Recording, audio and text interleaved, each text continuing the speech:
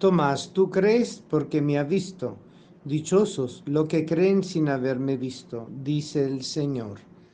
Oh, aleluya.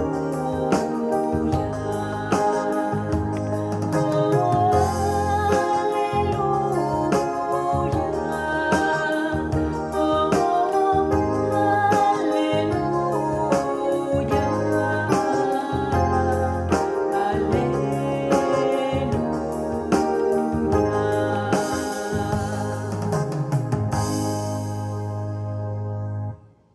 El Señor esté con ustedes y con tu espíritu. Lectura del Santo Evangelio según San Juan. Gloria a ti, Señor. Al anochecer del día de la resurrección, estando cerradas las puertas de la casa donde se hallaban los discípulos por miedo a los judíos, se presentó Jesús en medio de ellos y le dijo: la paz esté con ustedes. Dicho esto, le mostró las manos y el costado. Cuando los discípulos vieron al Señor, se llenaron de alegría. De nuevo le dijo Jesús: la paz esté con ustedes. Como el Padre me ha enviado, así también los envío yo. Después de decir esto, sopló sobre ellos y les dijo: reciban el Espíritu Santo. A lo que le perdonen los pecados le quedarán perdonados, y a lo que no se le perdonen le quedarán sin perdonar. Tomás, uno de los 12, a quien llamaban el gemelo, no estaba con ellos cuando vino Jesús, y los otros discípulos le decían: hemos visto al Señor. Pero él le contestó: si no veo en sus manos la señal de los clavos, y si no meto mi dedo en los agujeros de los clavos, y no meto mi mano en su costado, no creeré. 8 días después estaban reunidos los discípulos a puertas cerradas, y Tomás estaba con ellos. Jesús se presentó de nuevo en medio de ellos y les dijo: la paz esté con ustedes.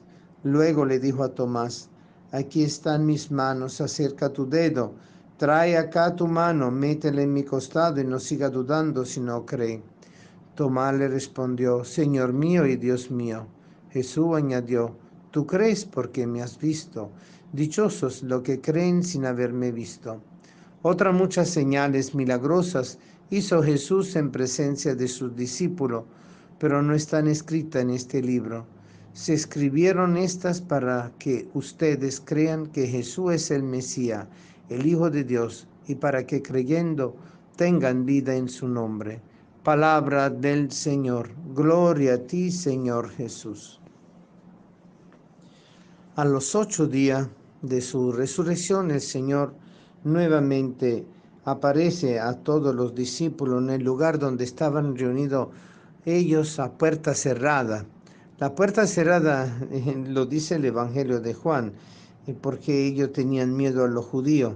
Y el tener miedo a los judíos era porque ellos sentían que si habían eliminado al Maestro y Señor, ellos también estaban corriendo riesgo, porque habían celebrado con él la nueva Pascua, la Pascua fundada en el nuevo sacrificio, en el nuevo sacerdocio, en la nueva víctima, el mismo Cristo nuestro Señor. Obviamente, cuando el Señor dijo: tomad y comed, este es mi cuerpo, ofreciendo el pan, y dijo: tomad y bebed, este es mi sangre, ofreciendo la copa de vino, Él estaba estableciendo la nueva alianza, el nuevo sacerdocio, el nuevo rito de ofrecimiento a Dios y de consagración a Dios y de comunión con Dios.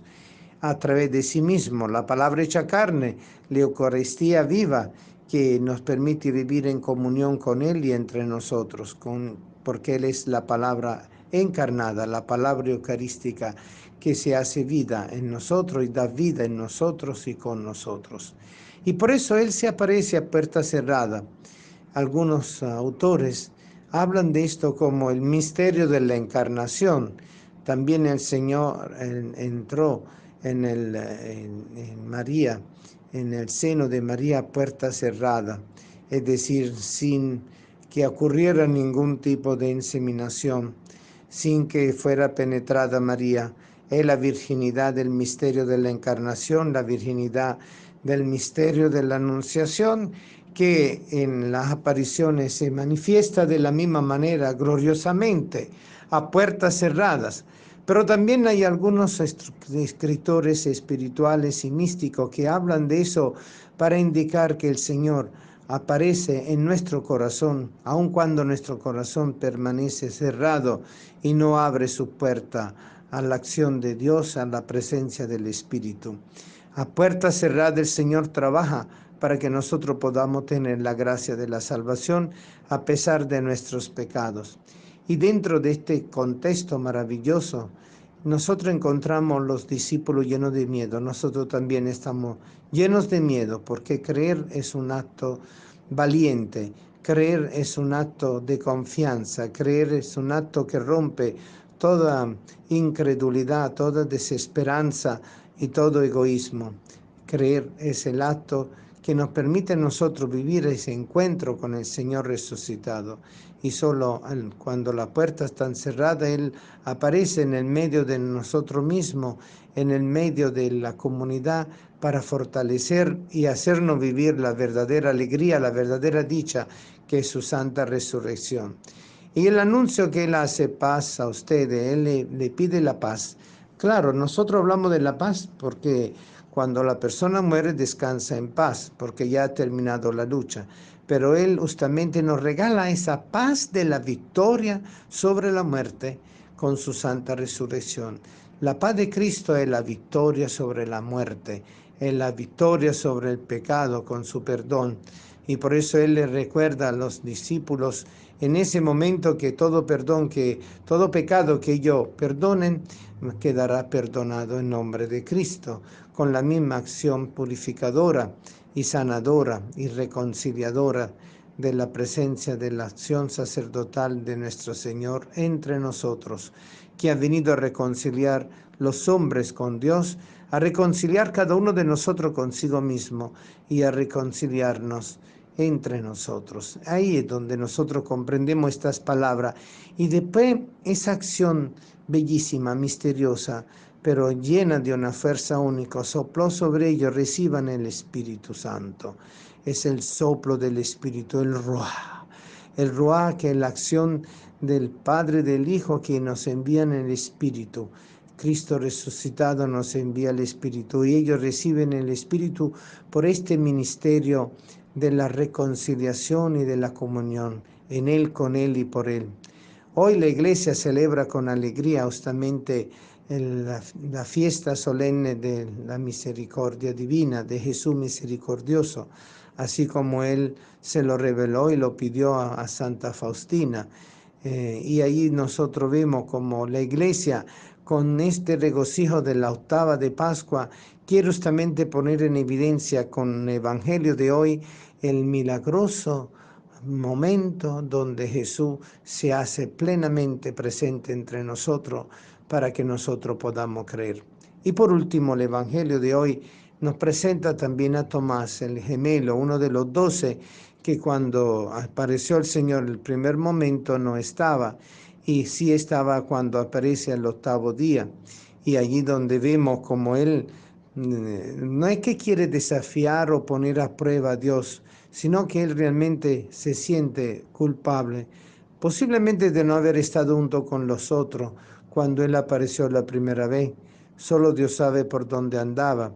Según algunos, andaba andariego buscando quién había robado el cuerpo del Señor, allí en una búsqueda del cuerpo perdido, y no sabía que el cuerpo del Señor lo iba a hallar allí en la reunión de los discípulos escondidos en el cenáculo, y donde el Señor iba a aparecer vivo, resucitado y presente entre ellos. Y allí donde lo que Él le pide, que si yo no toco y no pongo mi dedo, yo no creeré. Pues la prueba de la resurrección son justamente las llagas de Cristo, de donde brota la misericordia del Señor.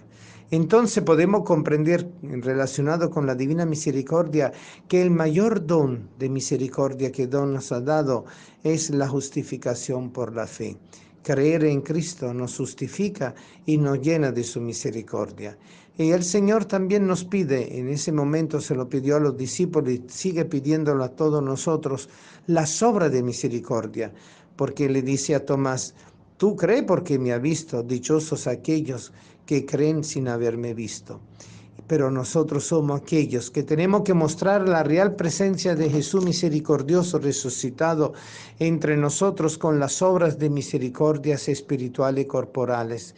Y allí donde el hombre puede rescatar el lenguaje de la evangelización.